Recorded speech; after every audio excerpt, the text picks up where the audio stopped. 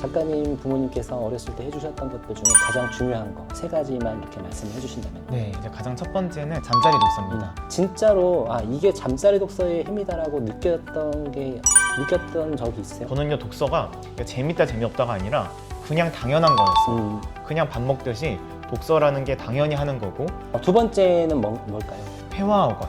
그러니까 원서 베이스로 원서 위주로 공부하는 학원을 보내신 거예요. 근데 그게 되게 저는요, 그때 당시에는 좀 낯설었거든요.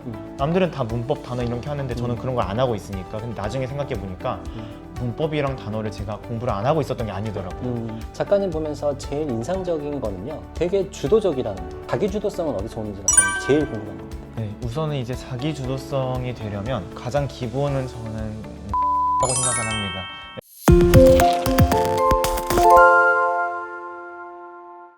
안녕하세요 여러분, 현수아빠입니다. 자, 오늘은 또 임민찬 작가님을 모셨습니다. 임민찬 작가님이 이미 저희 유튜브에 2번을 출연을 하셨는데 오늘 이제 3번째로 출연을 하시고 이번에 책을 5번째 책을 내셨죠? 네, 맞습니다. 작가님 우선 짧게 셀프 소개하시고 책에 대한 소개 좀 부탁드리겠습니다. 네, 안녕하세요. 저는 현재 중앙대학교 의대에 재학 중이고요. 저는 전라남도 목포라는 작은 곳에서 태어나서 초등, 중등, 고등 12년을 목포라는 지역에서 살다가 중앙대 의대에 합격한 만큼 좀 더 현실적이고 구체적인 정보를 전달드리고 있고요. 교육활동에 대한 관심을 바탕으로 지금까지 총 5권의 책들 그리고 다수의 강연을 진행 중입니다. 이번에 이렇게 5번째로 나온 책은 의대생의 초등 비밀과외라는 제목을 가진 책인데요. 이 책은 유초등 학부모님들을 위해서 의대 입시 이야기가 아니라 그냥 의대생이 썼기 때문에 의대생이라는 말이 붙은 거고요. 제가 생각했을 때 유초등 시기에 어떤 것들을 좀 해두면 좋을지 현실적이고 좀 더 트렌디한 조언들이 담겨있는 책이다, 이렇게 소개를 드릴 수가 있습니다. 사실 실제로 제가 첫 책은 중고등학교 대상 책이었고 제가 원래 이제 과외도 중고등 대상으로만 많이 했었는데요. 제가 어느 순간 느꼈던 게 중고등학생들에게 공부법을 알려주는 건 쉬운데 이 공부 습관을 알려주는 것 자체가 힘들더라고요. 이미 잘못되게 굳어져가지고 그래서 초등학생들 이 습관 형성되는 시기에 아이들을 좀 잡아줘야겠다 이런 생각도 했었고요. 근데 제가 보니까 초등학교 때 공부를 안 시키는 게 아니더라고요. 많이 시키는데 그 방향이 잘못됐거나 습관을 다 놓치는 상태로 하거나 아이들의 공부 정서를 챙기지 않은 상태로 무작정 학원만 보내거나 선행만 시키거나 이런 것들이 더 크더라고요. 방향이 잘못됐다고 하는 게 네. 무조건 학원을 보내거나 선행을 시키는 이런 그렇죠. 분야? 그리고 이제 습관을 놓치는 분들도 많고요. 그래서 사실은 중학교 때 급하게 습관을 채우려고 해봤자 이미 사춘기가 와버리면 힘들거든요. 그런 것들을 보면서 내가 초등 시기에 해야 될 것들이 공부만 이야기를 하는 게 아니라 습관, 또 부모님의 역할, 정서 이런 것들을 얘기를 해야겠다는 생각이 또 요즘에 많이 또 듭니다. 그래서 지금 이제 이 책에서도 부모님이 초등 자녀들한테 이렇게 해주시는 거 좋다라고 해서 13가지를 챕터 5장에서 보면 해주셨는데 그러면 실제로 작가님 부모님께서 어렸을 때 해주셨던 것들 중에 가장 중요한 거 3가지만 이렇게 말씀을 해주신다면요. 네, 이 챕터 5에 나온 내용 중에서 제가 딱 3가지 좀 말씀을 드리면요. 이제 가장 첫 번째는 제가 저번에도 얘기를 드렸지만 잠자리 독서입니다. 사실은 이 책 독서에 대해서 가장 중요하다는 것도 학부모님들이 잘 아시지만 자꾸 아이한테 말로만 읽으라고 시키고 우리 아이가 특정 분야에 치우쳐 있다거나 학습만 하면 읽는다고 걱정하시는 분들도 많은데요. 이제 그런 집들을 보면 이 잠자리 독서 부모님이 직접 읽어주는 걸 놓치는 경우들이 많더라고요. 저희 엄마는요, 정말 제가 어렸을 때부터 제가 초등학교 3, 4학년이 될 때까지 매일같이 20분, 30분씩 직접 읽어주시고 제가 스스로 읽을 수 있는 수준보다 한두 단계 더 높여가지고 정말 계속해서 읽어주시고 특히 역할 분담을 해서 제가 직접 또 참여할 수 있기도 하고 끝나고 나서 또 책에 관한 이야기들도 많이 하고 그랬던 게 책에 대한 정서, 저는 그 정서가 되게 중요하다고 생각을 하고 독서 토론 학원이나 이런 것들보다 더 중요한 게 결국에는 이 잠자리 독서였던 것 같아요. 저도 그거를 되게 많이 강조해 드리는데 잠자리 독서에 대해서 이제 제가 중요한 거를 말씀을 드리면 사실 그 중요성에 대해서는 모르시는 분은 없는 것 같아요. 근데 막상 이게 어렵다. 맞습니다. 특히 워킹맘들이신 경우는 이게 어렵다. 그리고 아이가 하나인 경우는 그나마 쉽지만 둘 이상인 경우는 어렵다고 하시는데 그쵸. 작가님은 쌍둥이 형이 있으시고 엄마가 읽어주실 때는 항상 이렇게 둘 같이 읽어주셨을 거잖아요. 같이 읽어주시는 거를 할 때 엄마가 어떻게 하셨는지가 또 궁금하네요. 네, 저희 엄마는 그러니까 제 형이랑 제가 아예 성향이 달랐거든요. 저는 약간 문학 같은 걸 좋아하고 형은 과학책 이런 걸 좋아하다 보니까 저는 항상 이 잠자리 독서가 실패하는 원인 중에 하나가 이 매일매일 하는 거에 또 집착을 하다 보면 하루 이틀 빠졌을 때 특히 맞벌이 하시는 분들이나 둘 이상이라면 그 하루 이틀 빠졌을 때 또 루틴이 망가지고 거기에서 또 스트레스를 많이 받는데요. 저는 항상 늘 말씀을 드리는 게 격일도 루틴이라고 늘 말씀을 드립니다. 매일매일 하는 것만이 루틴이 아니라 차라리 월수금, 화목도 이렇게 하셔도 되거든요. 그래서 저희는 정말 어렸을 때는 취향이 저랑 형이 비슷했을 때는 같이 읽어주셨는데 그 이후부터는 월수금은 엄마가 저를 읽어주시고 화목토는 형을 읽어주고 이렇게 했던 게 오히려 좋더라고요. 그래서 우리 학부모님들도 매일매일 읽어주려고 하기보다는 좀 그렇게 격일로 나눠서 하는 것도 더 좋다고 생각을 해요. 일단. 그러면 그 잠자리 독서의 효과라고 하는 게 저도 네. 엄마들한테 너무 강조하지만 네. 언어 능력 발달, 인지 능력 발달, 결국은 두뇌 발달이 있는 거고 한쪽 네. 측면에서는 네네. 한쪽 측면에서는 이제 정서적인 안정, 엄마들한테 유대감 형성. 네네. 왜냐면 그 책을 읽고 나서 대화를 하면서 자기 생각을 얘기하면서 정리가 될 거고 네. 그걸 또 논리적으로 얘기하려고 할 거고 네네. 또 나 형이랑 엄마랑 또 다른 생각과 다른 얘기를 할 거기 때문에 거기서 오는 어떤 창의력이나 네네. 비판적 사고 능력도 길러졌을 텐데 네. 진짜로 아 이게 잠자리 독서의 힘이다라고 느꼈던 적이 있으세요? 어떻게 그렇게 느끼세요? 사실은 저는 이 초등학생들이라면 기본적으로 좀 독서를 다들 그래도 싫어하는 아이들이 없을 거라고 생각을 했는데 제가 중학교, 고등학교 올라와 보니까 초등학교 때 독서를 아예 안 하고 온 학생들도 되게 많더라고요. 사실 우리가 독서라는 게 당연히 독서를 했다고 해서 뭐 무조건 국어 시험을 잘 보거나 당연히 그럴 수는 없겠지만 어쨌든 이 문해력이라는 거에 있어서 가장 기본은 독서거든요. 한글책이든 영어책이든. 근데 이 독서가 빠진 아이들은 국어 문제집으로 채울 수가 있긴 하거든요. 근데 그거 채우려면 정말 많은 다른 수학, 영어 포기하면서까지 국어에 투자해야 될 정도로 힘들어요. 그래서 저는 내가 초등학교 때 독서를 좋아할 수 있었던 게 정말 어렸을 때부터 초등학교 때부터도 아니고 5세, 6세, 7세 이때부터 맞아요. 많이 읽어주셨기 때문에 저는요 독서가 재밌다 재미없다가 아니라 그냥 당연한 거였어요. 그냥 밥 먹듯이 독서라는 게 당연히 하는 거고 밤에 당연히 엄마랑 같이 책을 읽는 거고 그 당연하다는 걸 심어줬다는 거 그게 되게 크다고 생각합니다. 그렇죠. 그러니까 엄마들이 독서가 중요하다는 거를 깨우치시는 시기가 보통 이제 애들이 예비초가 됐을 때 네. 그때 가서 이제 아이들한테 독서 습관을 잡아주려고 하면 애들은 이미 다른 재밌는 게 많으니까 맞아요. 그걸 하는 게 싫은 그쵸. 거였고 근데 네. 이제 어렸을 때부터 하다 보니까 그쵸. 책 읽는 것 자체가 습관이 됐고 재밌었다. 그렇죠. 그래서 뭔가 문제집을 풀거나 이런 건 초등학교 때부터 시작을 해도 상관은 없지만 독서 같은 경우는 되도록이면 어렸을 때부터 그냥 당연하다고 인식을 해주는 게 되게 좋을 거라고 생각을 하고요. 그러면 두 번째는 뭘까요? 네, 제가 초등학교 때는요 중간고사, 기말고사가 있었습니다. 그리고 그 당시에는 되게 큰 시험이었어요. 지금 중학생들이 3, 4주 내신 대비반이 있는 것처럼 저희도 초등학교 때부터 학원에서 3, 4주 대비반이 있었습니다. 그리고 영어가 학교 시험 자체가요 문법, 단어 이런 것들이 나오는 시험이었다 보니까 저희 때는 초등학교 1, 2학년 때부터 영어 학원을 가는 게 당연한 시대였어요. 몇 년 안 됐거든요. 14년? 좀 됐네요. 제가 좀 됐는데. 몇 년 안 된 거예요. 네, 저는 30년이에요. 네네, 15년 정도 됐는데 이제 그때는 그래서 대부분 얘들이요 어렸을 때부터 단어 외우고 문법 공부하고 독해하는 학원들을 다니는 게 일반적이었어요. 근데 저희 엄마는요 특이했던 게 저희가 이제 처음부터 그렇게 하면은 지칠 거라고 생각을 하셔서 회화학원, 그러니까 원서 베이스로 원서 위주로 공부하는 학원을 보내신 거예요. 근데 그게 되게 저는요 그때 당시에는 좀 낯설었거든요. 남들은 다 문법, 단어 이렇게 하는데 저는 그런 걸 안 하고 있으니까. 근데 나중에 생각해 보니까 문법이랑 단어를 제가 공부를 안 하고 있었던 게 아니더라고요.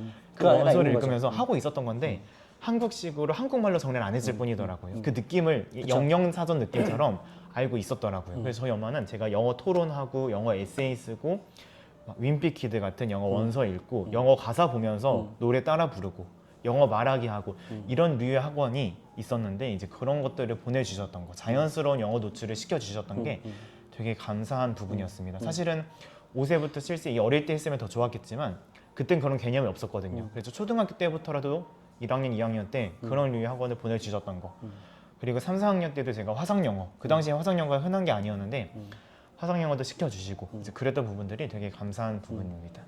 그러면 첫 번째는 잠자리 독서, 두 네네. 번째는 영어. 그렇죠. 자연스럽게 어쨌든 영어 노출시켜 주셨던 것들. 근데 제가 지금 작가님 뵈면서 지금 저희가 네 번째 만나는 건, 세 번째인가 네 번째 그렇죠. 만나는 네네네. 건데 작가님 보면서 제일 인상적인 거는요. 되게 주도적이라는 거. 되게 주도적이고 네. 의대생이시지만 인문학적 소양이나 사람에 대한 관찰 능력이나 공감 능력이나 이런 것들이 되게 좋으신 것 같아요. 네. 근데 그렇게 할 수 있었던 거는 물론 이제 가지고 태어난 기질도 있겠지만 부모님의 어떤 교육, 양육 그 환경 때문에 네네. 교육 철학 때문에 이렇게 자기 주도적이고 네. 이런 게 분명히 있었던 것 같거든요. 네네. 그 자기 주도성은 어디서 오는지가 저는 제일 궁금한 것 같아요. 네, 우선은 이제 자기 주도성이 되려면 가장 기본은 저는 태도라고 생각을 합니다. 그러니까 기본적으로 작은 어떤 기회 하나에도 작은 학교에서 보는 단원 평가일지라도 그 작은 시험 하나에도 중요하게 생각할 줄 알고 학교 수업도 요즘에 아무리 문제집이 많더라도 결국에 교과서를 놓치면 안 되는데 요즘에 문제집을 많이 풀다 보니까 학생들이 교과서의 중요성을 또 모르는 친구들도 많습니다. 그러다 보니까 저희 엄마 아빠가 그런 기본적인 학교 선생님에 대한 예절, 그런 태도 이런 것들에 대해서는 되게 엄격하셨던 것 같아요. 제가 뭐 학교에서 선생님한테 혼났다거나 그런 게 있으면 되게 엄하게 하시고 인성에 있어서는 되게 불같이 또 하셨던 부분이 있었고 그런 게 이제 시작점이었던 것 같고요. 두 번째는 초등학교 때부터 저를 혼자서 하도록 두지 않으셨습니다. 그게 오히려 좋았어요. 요즘에 워낙 자기 주도성이라는 키워드가 강하다 보니까 초등 아이들한테 혼자 하기를 바라고 있는 분들이 많아요. 기도하는 느낌처럼. 그건 주도성이라고 하기보다는 그쵸. 엄마 아빠가 약간 네. 나도 내 시간을 가지고 싶어 이런 그쵸. 걸 수도 있겠네요. 네, 그래서 사실은 그렇게 하다 보면 우리가 워낙 자기 주도적인 습관을 중요하게 생각하다 보니까 초등 때부터 아이가 동기부여를 가지고 혼자서 플래너를 썼으면 좋겠고 혼자서 복습을 했으면 좋겠고 이런 바람을 너무 어릴 때부터 가지고 있으시더라고요. 하지만 우리가 초등 아이들 아직 어려요. 내적 동기부여라는 걸 가지기가 쉽지가 않습니다. 없어요. 어렵죠. 그러니까 스스로 하기를 기대를 안 하셨으면 좋겠다. 그리고 중고등학교 때 스스로 할 수 있도록 그 습관을 좀 함께 해주셨으면 좋겠어요. 말로만 시키는 분들이 너무 많습니다. 저희 엄마는 플래너도 같이 도와주시고 복습도 같이 도와주시고 항상 함께 그냥 뭐든지 독서부터 시작을 해서 함께 해주셨던 것들 그러면서 서서히 저한테 주도권을 넘겨주시고 성취감과 어떤 자기 효능감을 느끼게 해주신 거네요. 그러면서 그쵸. 내적 동기가 생기게. 맞습니다. 시작은 외적 동기였겠지만 맞아요. 하면서 성취감을 느끼고 내가 잘한다, 이거 할 수 있다 네. 이런 것들을 통해서 맞아요. 또 그런 경험을 시켜주신 네, 거네요. 또 그런 의미에서 저희 엄마가 좋았던 게 저의 성향에 따라서 또 그러니까 저에 대해 잘 아셨던 것 같아요. 저의 성향은 인정 욕구가 되게 강하다 보니까 시험 같은 걸로 칭찬을 받고 동그라미를 맞아야 내가 더 인정을 받고 그런 게 강했습니다. 그래서 저희 엄마는 제가 한자랑 한국사랑 컴퓨터나 이런 것들을 할 때 항상 시험이라는 요소를 넣어주셨어요. 일부러. 저는 시험이라는 걸 봐야 열심히 하는 스타일이었거든요. 그래서 한자 같은 것도 일부러 시험을 보게 해주시고 한국사도 시험을 보게 해주시고 그 시험이라는 목표로 열심히 하게 해주셨고요. 그리고 저는 모르는 게 생기면 바로 물어보는 성향이었습니다. 그걸 참기 힘들어 하는데 그리고 주목받는 걸 좋아하고 그 당시에 초등학교 때 주변의 대형 학원들은 다 단체 수업이었거든요. 그러면 제가 모르는 걸 못 물어보고 에너지가 분산되잖아요. 그래서 저희 엄마는 유명하다고 해서 무조건 보내는 게 아니라 제가 학원에 가고 싶다고 할 때도 1대1로 좀 관리가 될 수 있는 학원들도 또 보내주시고 그랬던 것들이 되게 감사한 또 부분이라고 할 수 있죠. 자기 주도적인 걸 하기 위해서 네. 그렇게 하셨다. 네, 또 성향 같은 것들 또 많이 챙겨주시고. 그러면 작가님도 어렸을 때 부모님이 싫어할 만한 거를 좀 집착해서 한 게 있었나요? 예를 들면 게임이라든지 네, 아니면 그쵸. 만화라든지 네. 그런 것들은 어떻게 조절을 엄마가 해주셨나요? 일단 게임을 저는 저희 엄마가 초등학교 때 하게끔 해주셨던 거에 감사하다고 느껴요. 휴대폰도 초등학교 때 미리 접하게 해주셨다는 거에 감사함을 느끼는 게 항상 모든 게임이든 SNS 이런 것들은 처음이 재밌거든요. 한 1년 하면 살짝 질려요. 그렇죠. 처음이 재밌는데 이 휴대폰 사주는 시기를 점점 미루다가 게임도 점점 안 접하게 하다가 이게 우리 아이를 중학교 때 처음 휴대폰을 사주는 분들도 많이 완전 있으시거든요. 큰 자극이 돼버리는 거예요. 그렇죠. 그러면 이제 중학교는 아무래도 공부를 좀 집중해야 될 시기인데 항상 처음이 재밌다 보니까 그때 푹 빠져서 중독으로 이어지기도 하더라고요. 근데 저는요 초등학교 때부터 엄마가 게임이나 휴대폰 이런 것들을 하게 해주시되 어렸을 때니까 엄마 말을 그나마 잘 듣는 그 시기일 때 규칙을 세워주시다 보니까 저는 당연하게도 조절하는 게 당연하다고 느끼면서 자랐다는 거죠. 고학년만 되더라도 사춘기가 시작되고 하면 게임을 조절해주는 것도 힘들어져요. 그렇죠. 저는 어렸을 때부터 그게 당연한 거였고 특히 저희 엄마 아빠는 제가 어떤 게임을 하는지 관심도 되게 많으셨고 같이 게임을 해주시기도 하고 그러니까 엄마랑 한 판 하고 그만하자 이렇게 하다 보니까 또 함께 하는 그런 거에서 오는 힘도 있었고 그런 것들이 되게 감사한 부분이었죠. 스스로 어떤 자기 절제력이나 조절력 같은 것들도 있으시잖아요. 네네. 그런 건 어떻게 길러졌다고 보세요? 이제 그거는 초등학교 저학년 때부터 해야 될 것들이 다 끝나야 게임을 한다는 게 당연하다는 인식 게임은 하루에 몇 분만 하는 게 당연하다는 인식, 그런 것들을 결국에 만들어 주셨던 것들, 그게 제일 컸다고 생각을 하고요. 그리고 특히 저는 이런 집들도 있더라고요. 평일은 아예 게임을 안 시키고 주말에 3-4시간 몰아서 하는 경우도 있거든요. 근데 사실 우리가 중학교, 고등학교 때부터는 저는 늘 강조드리는 게 이 주말 공부가 되게 중요하다고 강조를 드려요. 평일에는 학교 공부하랴 학원 공부하랴 바쁘기 때문에 숙제만 하기도 시간이 없고요. 주말에 내가 부족한 것들을 보충하는 게 되게 중요하거든요.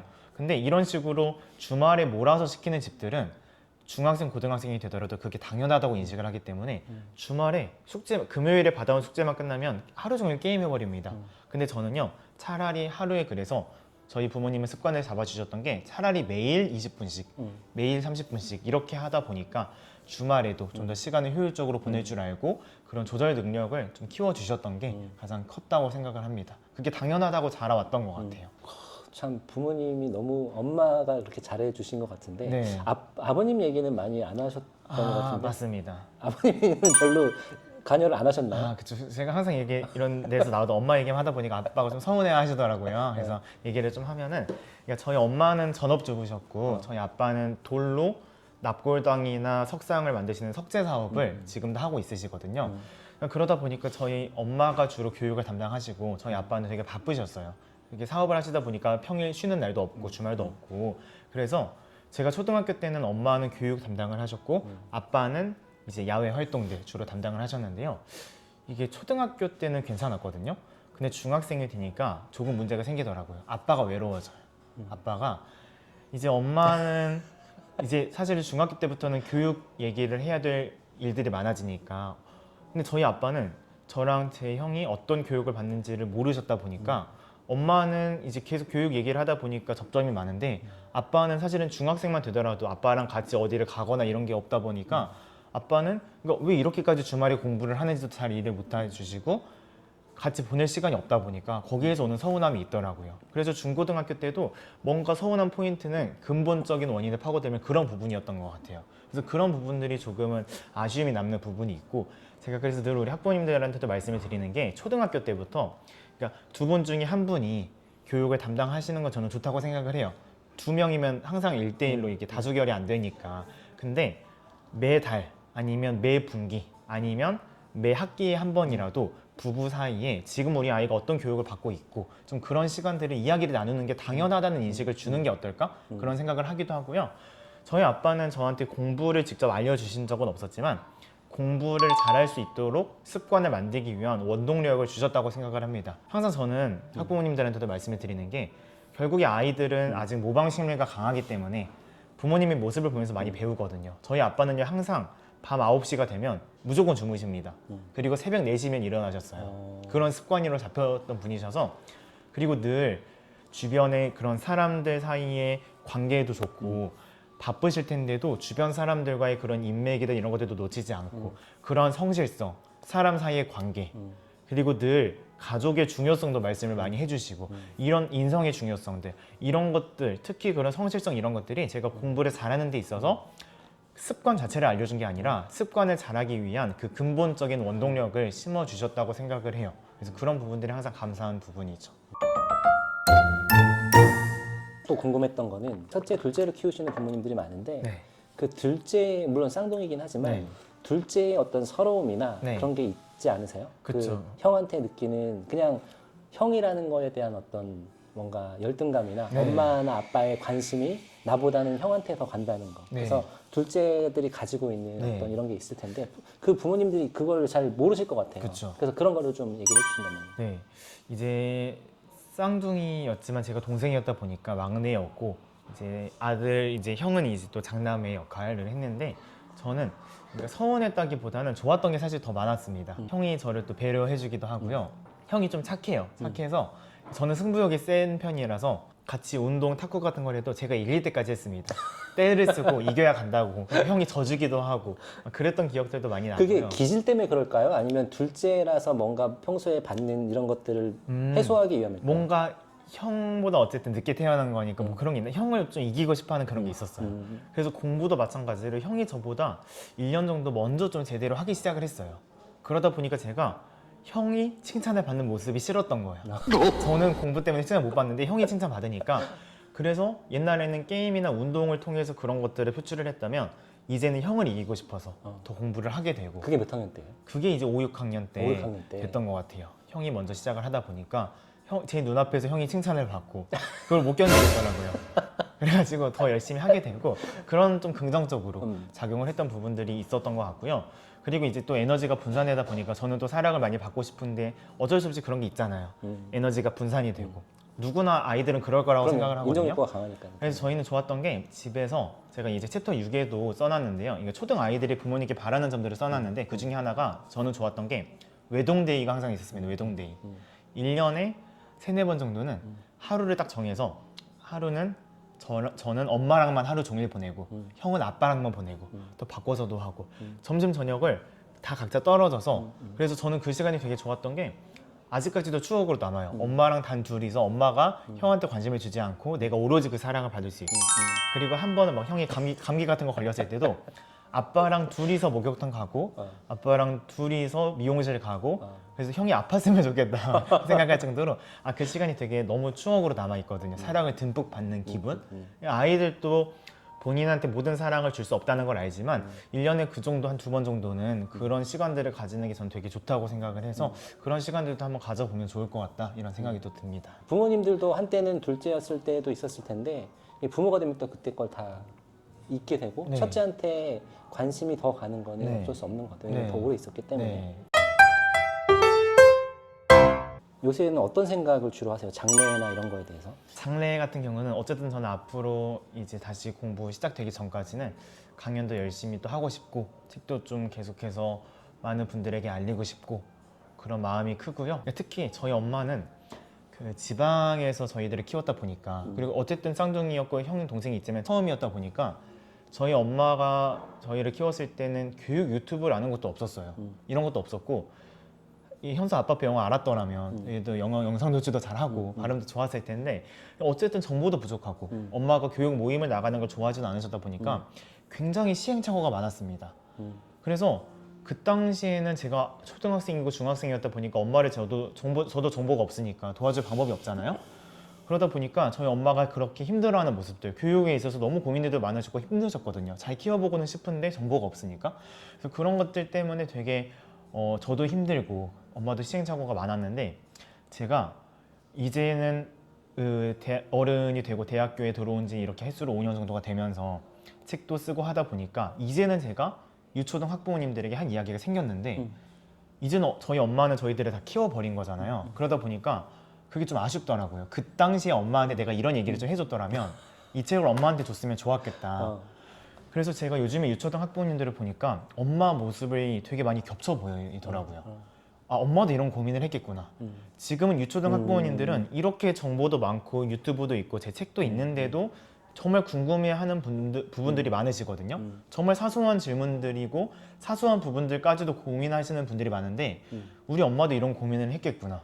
근데 그 당시에는 그거를 그러니까 누군가가 저를 보듯이 이렇게 의지할 수 있는 사람이 있었다면 좋았을 텐데 우리 엄마는 이런 고민들을 어떻게 풀었을까? 되게 힘들었겠다. 그런 것들이 너무 많이 겹쳐 보이면서 정말 요즘에는 더 활동을 더 책임감 있게 하게 되는 것도 그 당시에 엄마한테 내가 도움을 못 드렸던 걸 지금의 유초등 학부모님들에게 좀 더 그런 흔들리지 말고 시행착오를 하지 말라고 그때 엄마한테 얘기를 하는 기분으로 또 하다 보니까 그런 마음들이 좀 전해졌으면 좋겠다 이런 생각들을 또 많이 하게 되더라고요. 생각이 되게 애어른 같으시네요.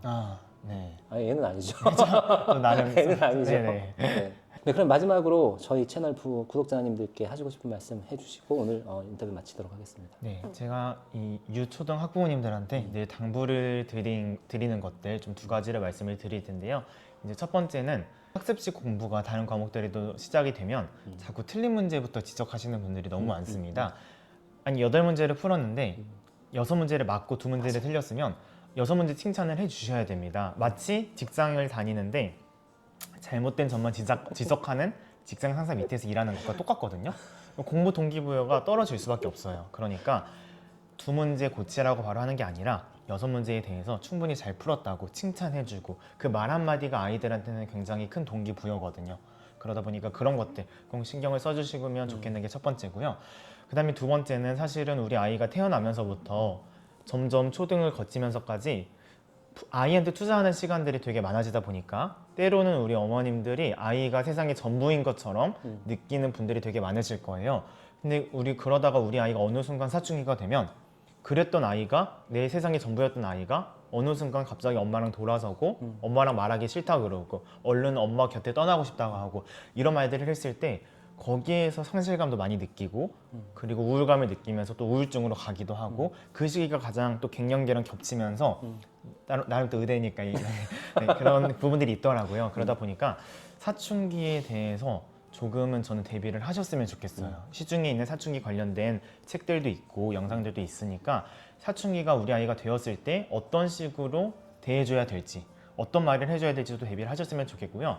아이가 세상의 전부인 것처럼 대하는 건 좋지만 때로는 아이가 아니더라도 아이가 정말 나중에 독립을 위해서 가더라도 부모님에게 뭔가 위로를 줄 수 있는 그런 본인만의 취미 활동이라든지 그런 것들을 만들어 두는 게 정말 좋겠다라는 생각도 많이 하고 있고요. 지금 이 순간이 또 우리 아이들이랑 가장 많은 시간을 함께 할 수 있는 날이거든요. 맞아요. 지금은 뭐 볼에다가 뽀뽀해 주는 거 당연한 것처럼 느껴지지만 언젠가는 그게 마지막이 됩니다. 아이가 거부하고요. 막 뭐 앉는 것도 싫어하고요. 그렇게 되거든요. 특히 잠자리 독서도 제가 초등학교 1학년 때는 그 시간이 영원할 줄 알았는데 언젠가는 마지막이 되는 순간이 옵니다. 지금 제가 자취를 하고 있는 것도 언젠가는 제 고등학교 3학년 때 그 순간이 마지막으로 부모님이랑 같이 생활했던 시간이었더라고요. 그러니까 그 마지막이 온다는 걸 꼭 기억하시면서 지금 이 순간 우리 아이들이랑 또 많은 추억들 많이 나누셨으면 좋겠다 이렇게 좀 당부를 드립니다. 네.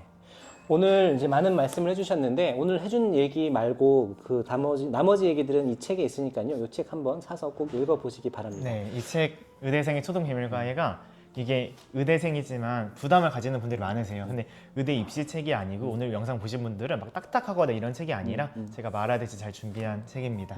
네네. 아마 오늘 얘기 들으면서 다 느끼셨을 것 같아요. 네네. 네. 자, 그러면 오늘 임민찬 작가님 인터뷰는 여기서 마치고요. 또 다음 영상에서 또 더 좋은 콘텐츠로 찾아뵙도록 하겠습니다. 여러분 감사합니다. 감사합니다.